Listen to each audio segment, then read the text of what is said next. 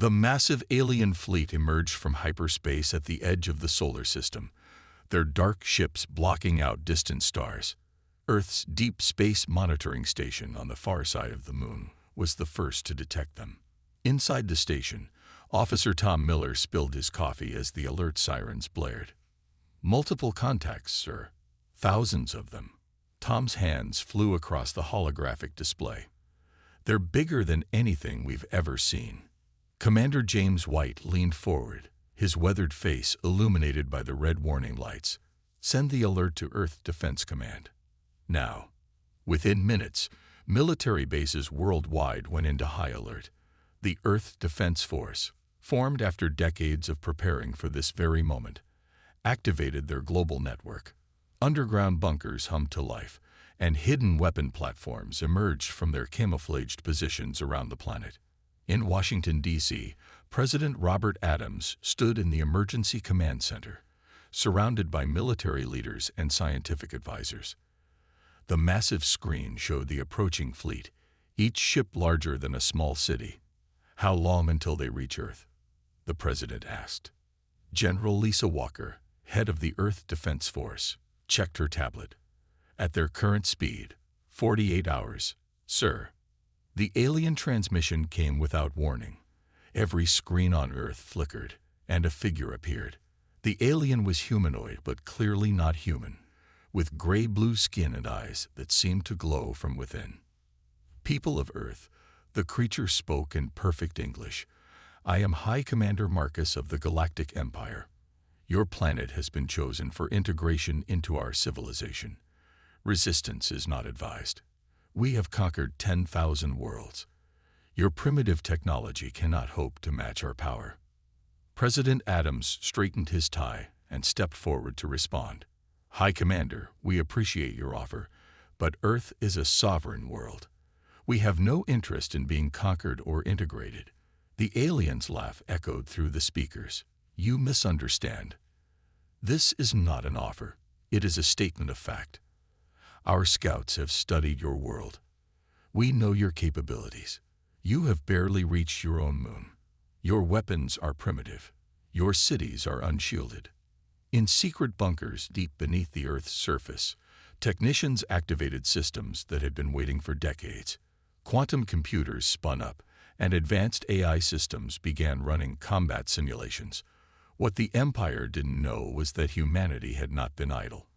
The lunar base, hidden on the dark side of the moon, powered up its gravity weapons, orbital platforms disguised as communication satellites revealed their true nature. And in the Kuiper Belt, automated defense platforms aimed their weapons at the invasion fleet. "You have 24 hours to surrender," High Commander Marcus declared. "After that, we begin our approach. Any resistance will be met with overwhelming force." The transmission ended, and President Adams turned to his advisors. "Get me every world leader on the secure line. It's time." Within hours, the Global Defense Council convened virtually. Russian President Viktor Petrov, Chinese leader Wei Cheng, and representatives from every nation appeared on screens around the room. "We've prepared for this," President Adams addressed them. "Everything we've built in secret since World War II has led to this moment. The question is, do we reveal our true capabilities now, or wait for them to make the first move?" The Indian Prime Minister spoke up. "They believe us weak. Let them keep thinking that. When they come close enough, we will show them how wrong they are." General Walker highlighted several points on the tactical display. "Our lunar defense grid is ready. The Mars colonies are armed and prepared. Every satellite we've launched in the past 30 years has been a weapon in disguise." The Council voted unanimously. Earth would wait, let the Empire come closer, believing they faced a primitive civilization. The trap was set. As the alien fleet approached, humanity prepared in silence. In homes and shelters across the globe, people waited. They had no idea that their leaders had spent decades preparing for this moment, that Earth was far more advanced than anyone had been allowed to know. High Commander Marcus watched Earth grow larger in his viewport, confident in his empire's power. He had conquered countless worlds, And this one would be no different. But for the first time in 10,000 years, the Empire was about to face something they had never encountered before. A civilization that had spent generations preparing specifically for them. The clock was ticking. Earth's warning would come soon enough, and it would shake the Empire to its core. In a top-secret facility beneath the Rocky Mountains, Dr. Mike Thompson stared at his test results in amazement. His team had been studying the alien signals since their arrival, and what they discovered changed everything. "General Walker, you need to see this," he said into his secure comm line. "The Empire's main method of controlling their conquered worlds. It won't work on us." Within an hour, the facility's main lab was filled with military leaders and scientists. Dr. Thompson pointed to the brain scans displayed on the large screen. "The Empire uses psychic control technology to subjugate populations," he explained, "but human brains evolved differently. Our neural patterns are naturally resistant. We're immune to their main weapon of control." General Walker leaned forward. "Are you absolutely certain?" "We've run the tests 100 times," Dr. Thompson replied. "Something in our evolutionary past, probably during the last ice age, created this resistance. Every human on Earth is naturally shielded." The news spread quickly through the secure channels to other hidden facilities. In an underground base in Australia, Dr. Emma Brown activated the quantum defense grid for the first time. The massive array of crystals hummed to life, creating an invisible shield that could deflect the Empire's most powerful weapons.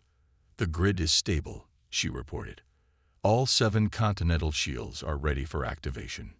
Meanwhile, in a secret hangar beneath the Atlantic Ocean, Commander John Reed inspected the fleet of advanced spacecraft humanity had built over the last 50 years.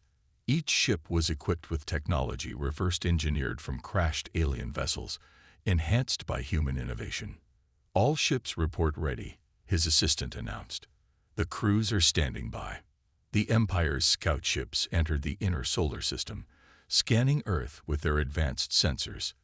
But they found only what humanity wanted them to see: primitive satellites, basic space stations, and ordinary communication signals. Deep underground, President Adams met with the Joint Chiefs of Staff. The holographic display showed the approaching Empire fleet, now passing Mars. "Our moment of advantage is coming," General Walker said. "They think they're seeing everything, but their scans can't penetrate our quantum shielding. They have no idea what's waiting for them." In orbit around Jupiter, hidden in the massive planet's radiation belt, Earth's advanced monitoring stations tracked every move of the Empire's fleet. The aliens' technology was impressive, but their arrogance made them careless. They weren't looking for threats because they didn't expect to find any. "Sir," a young technician called out, "we're detecting energy buildups in their weapon systems. They're preparing for their first strike." President Adams stood at the command center window, looking up at the night sky. "How many ships do we have ready?" 5,000, Mr. President," Commander Reed replied through the comm. "All equipped with our latest tech, plus the orbital platforms and the lunar defense grid." The President nodded. "And the special projects?" Dr. Thompson stepped forward. "The anti-psychic barriers are at full power. Even if they try to control our population, it won't work. We've also finished the countermeasure devices. Once activated, they'll disrupt any attempt at mental manipulation across the entire solar system." In space, the Empire's ships moved closer, their sensors still showing them exactly what humanity wanted them to see: a vulnerable planet with minimal defenses. High Commander Marcus smiled as he prepared to send another message to Earth. But in that moment, something changed. One of his junior officers noticed an anomaly: a brief flicker in their scans of the moon's dark side. "High Commander," the officer called out, "there's something strange about these readings." Marcus dismissed it with a wave. "Their primitive equipment is probably interfering with our scans. Prepare the first wave of ships for the demonstration attack." The officer hesitated, then returned to his station. If he had investigated further, he might have discovered the massive energy readings being masked by Earth's quantum technology. He might have seen the fleet of advanced ships waiting in strategic positions throughout the solar system. He might have realized that Earth's apparent weakness was in carefully crafted illusion. But the Empire's confidence in their superiority blinded them to the truth. They couldn't imagine that this seemingly primitive world had spent decades preparing for this very moment. As the Empire's ships moved into position for their first attack, humanity's forces waited silently.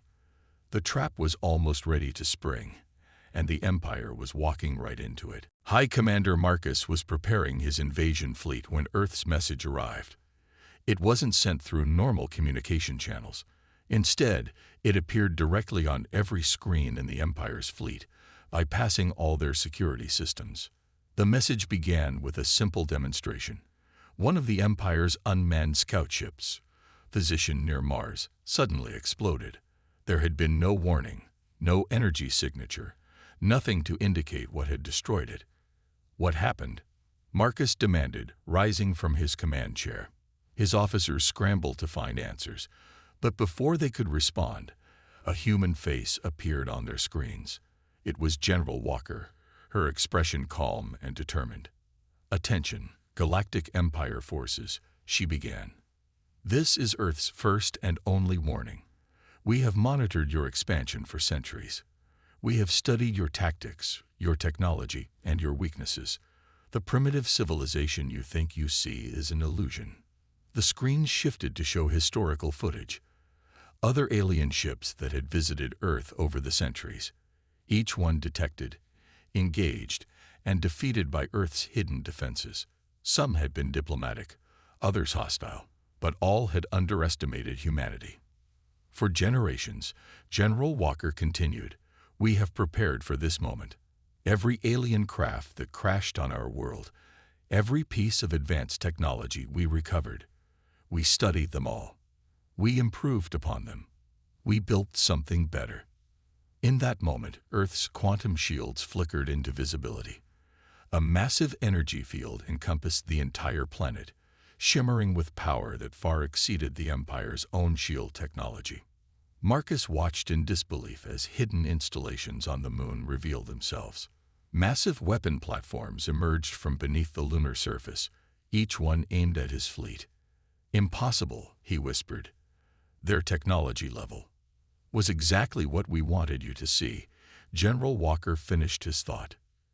"Your scans showed you what we wanted them to show. Your intelligence reports told you what we wanted them to tell. Every piece of information you have about Earth is part of a deception that has been maintained for over a century." To emphasize the point, Earth's hidden fleet decloaked. Thousands of advanced warships appeared throughout the solar system, their designs clearly more sophisticated than the Empire's vessels. They had been there all along, invisible to the Empire's sensors. "We know about your psychic control technology," Walker continued. "It won't work here. Humanity is immune. We know about your plasma weapons. We developed countermeasures decades ago. We know about your faster-than-light drives because we built better ones." In the Empire's command ship, alarms began blaring. Their sensors were finally detecting the true scale of Earth's defenses, and the readings were overwhelming. "This is not a negotiation." Walker's voice grew harder. "This is not a plea for mercy. This is a warning. Leave our solar system now, or we will demonstrate exactly how prepared we are for this fight." To punctuate her message, one of Earth's ships fired a single shot.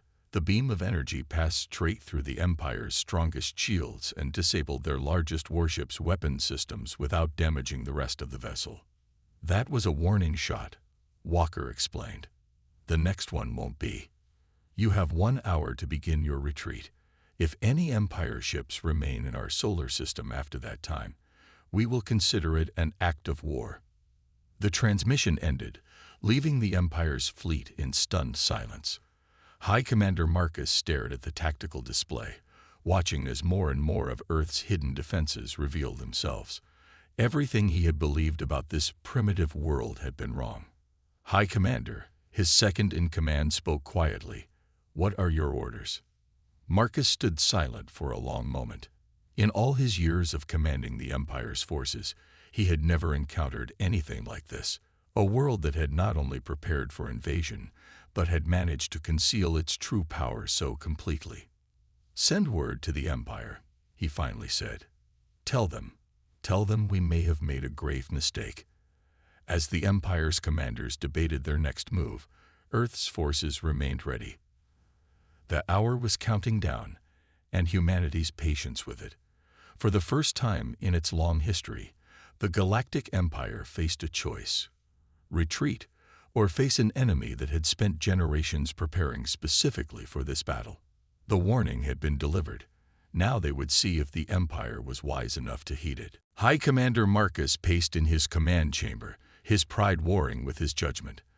The evidence of Earth's power was clear, but centuries of Empire victories made the thought of retreat unbearable. "They're bluffing," he announced to his war council. "No civilization could hide such advancement. Our scans would have detected something."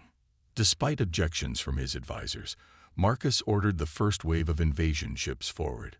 1,000 warships moved toward Earth, their weapons charged. He would prove that this primitive world's warning was nothing but an elaborate deception. In Earth's underground command center, President Adams watched the Empire ships approach. "They didn't listen," he said quietly. General Walker nodded. "We knew they probably wouldn't. Pride is the Empire's greatest weakness." She turned to her communications officer. "Activate the planetary defense grid. All stations, commence Operation Thunderstrike." Across Earth's surface, hidden installations powered up. Massive cannons emerged from mountain ranges, desert sands, and ocean depths. In orbit, satellites transformed into weapon platforms. The quantum shields surrounding Earth pulsed with energy. The Empire fleet launched their first attack, a massive barrage of plasma torpedoes designed to overwhelm any defensive shields. But when the weapons struck Earth's quantum barrier, they simply vanished, absorbed completely. "Impossible," Marcus shouted as he watched his attack disappear without effect. "Launch everything. Show them the Empire's true power." The Empire ships unleashed their full arsenal. Energy beams, antimatter missiles, and graviton pulses struck Earth's shields. None had any effect. The planet's defenses held firm, absorbing or deflecting everything the Empire threw at them. Then Earth responded. From the lunar surface, enormous railguns fired projectiles at near-light speed. Each shot passed through the Empire's shields as if they weren't there, disabling ships with surgical precision. Earth's hidden fleet moved into attack position, their advanced weapons cutting through the Empire's defenses like paper. "How?" Marcus demanded as his ships began falling to Earth's counterattack. "How can they be this powerful?"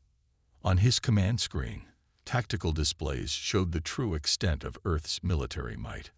Automated defense platforms throughout the solar system activated. Weapon systems unlike anything the Empire had ever encountered opened fire. Ships that had been cloaked for years revealed themselves, surrounding the invasion fleet.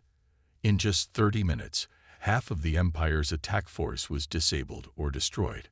Not a single Earth vessel had been lost. "High Commander," his second-in-command pleaded, "we must retreat. We cannot win this battle." But Marcus had spent too many years conquering worlds to accept defeat. "Launch the second wave. Send in everything we have." As the rest of the Empire fleet moved forward, Earth unveiled another surprise. Hidden bases on Mars activated, rising from beneath the red planet's surface. These installations had been built decades ago, waiting for this moment. "Target their command ship," General Walker ordered. "Show them what our phase cannon can do." From the Martian surface, a beam of pure energy lanced out. It passed through multiple Empire ships before striking Marcus's command vessel. In an instant, all power systems aboard the massive ship went dead. President Adams watched from Earth's command center as the Empire fleet fell into chaos. Without their commander's coordination, the ships began to break formation. "Send the message again," he ordered. "One last chance for them to retreat." General Walker's voice echoed through every Empire ship. "You have seen a fraction of our capability. Your High Commander's ship is disabled. Half your fleet is destroyed or crippled. This is your final opportunity to leave our solar system. The next wave of attacks will not be as merciful." In his powerless command ship, Marcus stared at the emergency screens showing his defeated fleet. Everything he had believed about Earth had been wrong. The Empire had not found an easy target. They had attacked a world more advanced and better prepared than any they had ever encountered. "All ships," he finally commanded, his voice heavy with defeat, "withdraw from the Earth system. Send word to the Empire. The humans are not what we thought they were." As the surviving Empire ships retreated, Earth's forces maintained their positions. The first battle was over, but everyone knew this was just the beginning. The Empire had never faced defeat before. Their response would come, and it would be far more desperate and dangerous than this first failed attack. Earth had revealed its power. Now the real war would begin. 2 weeks after their first defeat, the Empire launched a bold new strategy. Instead of attacking Earth directly, their ships appeared suddenly around Mars, establishing a massive forward base on the red planet's surface. "They think Mars is defenseless," Commander Bill Harris said from his underground Martian base, watching Empire ships land on the surface. "They have no idea we've been here for 30 years. Mars had been humanity's first major off-world colonization project. But while the public knew about the small research stations on the surface, they didn't know about the massive military installations hidden beneath the planet's red soil." High Commander Marcus, now in a new flagship, directed the construction of the Empire's base from orbit. "Earth may have superior defenses, but we'll wear them down from here. No world can fight a prolonged war against the Empire." Deep beneath the Martian surface, thousands of human colonists and soldiers waited in their hidden cities. Advanced factories produced weapons and ships, while quantum radar systems tracked every Empire movement above. General Walker's hologram appeared in the Mars Command Center. "Commander Harris, are your forces ready?" "Yes, Mom. Just waiting for them to finish setting up their base. The more resources they commit, the more they'll lose." The Empire worked quickly, constructing massive weapons platforms and shield generators on the Martian surface. Their ships formed a defensive screen around the planet, preparing for a long siege of the Earth system. After 3 days of watching the Empire build their base, Earth made its move. Commander Harris gave the order: "All Mars Defense Forces, execute Operation Rising Storm." The ground beneath the Empire's base began to shake. Massive doors opened in the Martian soil as human installations revealed themselves. Combat robots, built in secret Martian factories, emerged by the thousands. Armed with advanced weapons, they swarmed toward the Empire's positions. "We're under attack," Empire soldiers shouted as the robots breached their defenses.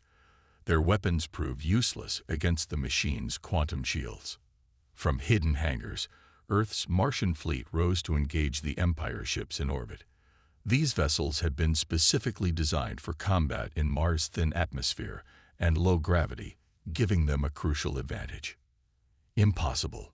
Marcus watched in horror as his forces were overwhelmed. "How long have they been here?" The answer came as entire sections of Mars' surface opened up, revealing cities and military bases that had been hidden for decades. Weapon platforms that had been disguised as natural rock formations powered up, their guns targeting Empire ships. Commander Harris led the ground assault personally, driving his forces toward the heart of the Empire base. "All units, remember your training. We've practiced this attack for years." In space, the battle was equally one-sided. Earth's Martian fleet, combined with automated defense satellites, tore through the Empire's ships. Their advanced targeting systems and weapons left the Empire no chance to establish an effective defense. "High Commander," an Empire officer reported, "we're losing all our positions. Their forces were already here, waiting for us." Marcus watched helplessly as his carefully planned base crumbled under the human assault. The Empire's greatest advantage had always been their ability to establish forward positions near their targets. But here, humans had prepared the battlefield long before they arrived. Within hours, the battle was over. The Empire's base lay in ruins, their ships destroyed or captured. The survivors huddled in makeshift shelters, surrounded by Earth's forces. Commander Harris approached the captured Empire soldiers. "Your High Commander abandoned you and fled.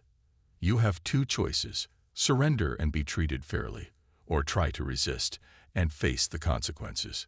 The Empire troops, seeing the overwhelming force arrayed against them, laid down their weapons. Many of them still couldn't believe what they had witnessed, a primitive world that had not only defeated them, but had outmaneuvered them completely. In Earth's command center, President Adams received the news of victory. "Send word to all our forces.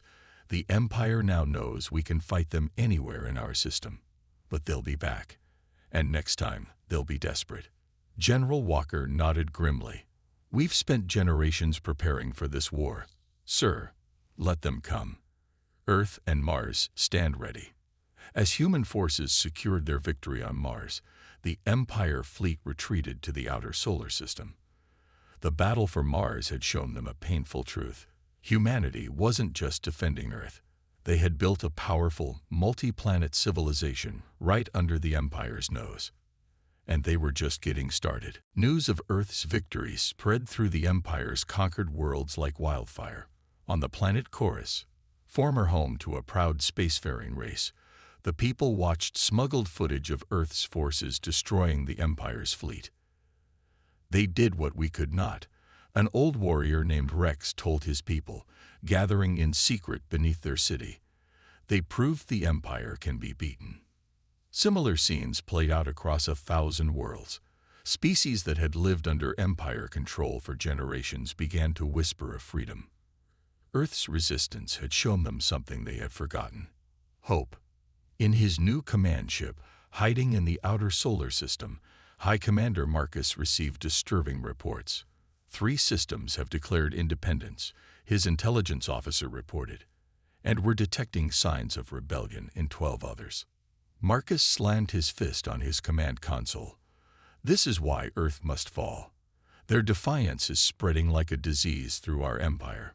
But Earth wasn't waiting for the Empire to regroup. President Adams had authorized the next phase of humanity's plan. Earth ships began appearing in Empire-controlled systems, not to attack, but to make contact with the oppressed populations. "We offer you something the Empire never did," Captain David Stone told the leaders of a rebel movement on a distant world. "We offer you the means to fight back." Earth shared its defensive technology with rebel worlds: quantum shields, advanced weapons, and most importantly, the means to resist the Empire's psychic control. Each liberated planet became a new ally, their own unique technologies adding to Earth's growing arsenal. The Empire's response was brutal. They sent fleets to crush the rebellions, but found themselves facing weapons and defenses identical to those that had defeated them in the solar system. World after world slipped from their grasp. "The humans must have planned this for years," Marcus raged as another system declared its independence. "They waited until we revealed ourselves, then sparked this uprising." In Earth's war room, General Walker briefed the world's leaders on their strategy's success. "The Empire's fighting on 100 fronts now. Their resources are stretched thin. Their own people are beginning to question their leadership." President Adams studied the galactic map, showing Empire territory shrinking as more worlds joined the rebellion. "How many ships have we deployed to assist the rebel worlds?" "Over 1,000, Walker replied, each one carrying technical advisors and defense systems. The Empire never standardized their conquered world's defenses. They kept them dependent. Now that's becoming their weakness. In Empire space, even their most loyal worlds began to see changes. Slaves and servants whispered about Earth, about humans who had dared to stand against their masters and won. Underground resistance movements grew stronger, armed with weapons and shields based on Earth's designs. The Empire's grip on power, absolute for so many centuries, began to crack. Their fleets, once feared across the galaxy, found themselves increasingly isolated and outgunned. Each defeat encouraged more worlds to rise up. Marcus made one final desperate attempt to rally his forces. Earth is still our primary target. If we crush them, these rebellions will collapse. But his officers were no longer certain of victory. They had seen Earth's power firsthand, had witnessed the destruction of their best fleets. Many began to secretly contact the rebels, looking for a way out before the Empire collapsed completely. On Earth, President Adams received a surprising message. Several high-ranking Empire commanders offered to defect, bringing their ships and crews with them. They saw the future coming and wanted to be on the winning side. Accept their surrender, Adams ordered. Show the galaxy that Earth knows mercy, even toward former enemies. The news spread quickly.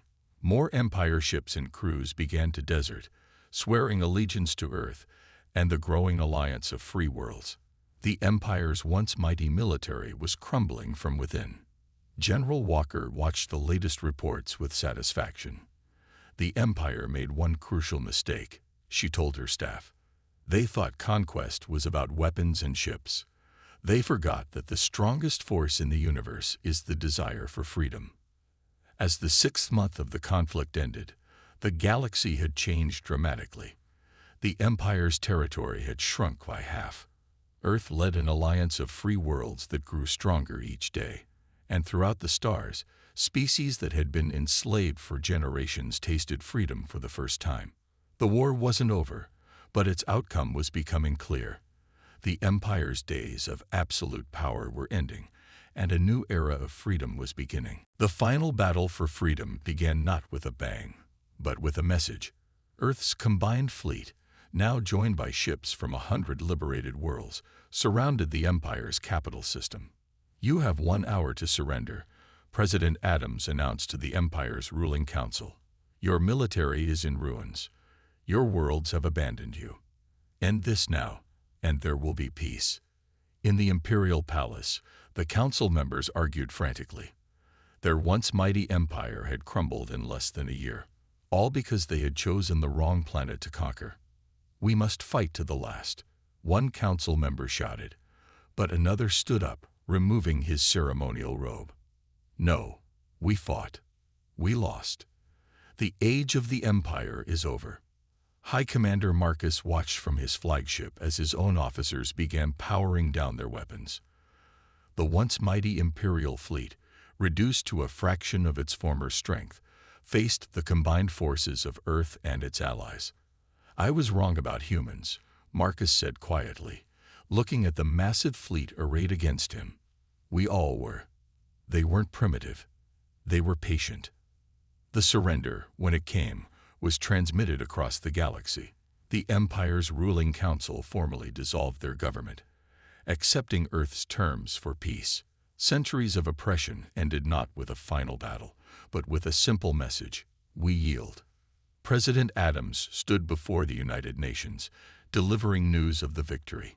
Today marks not just the end of a war, but the beginning of a new era. Earth will not become a new empire.